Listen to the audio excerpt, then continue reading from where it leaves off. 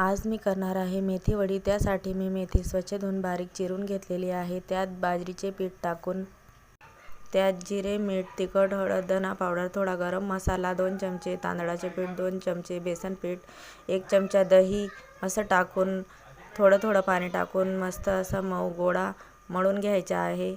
पिठाचा मस्त गोळा मऊसूत मळून झाल्यावर त्याला तीळ लावून मस्त आपण बाफून घेणार आहोत।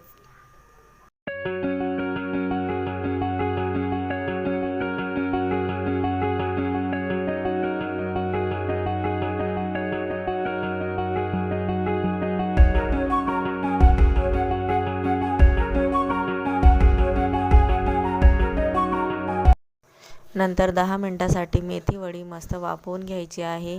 मेथी वडी वाफवून झाल्यावर हवे असतील त्या आकाराचे कट करून तव्यावरती तेल टाकून शॅलो फ्राय करून घ्यायचे आहे। दोघी साईडने आलटून पालटून मस्त असं शॅलो फ्राय करून झाल्यावर कढईत तेल तापवलेलं आहे। त्यात जिरे मोहरीची फोडणी, तीळ टाकून मस्त फोडणी करून घेतलेली आहे आणि ती फोडणी आता मेथी वडीवर वतून घेणार आहे।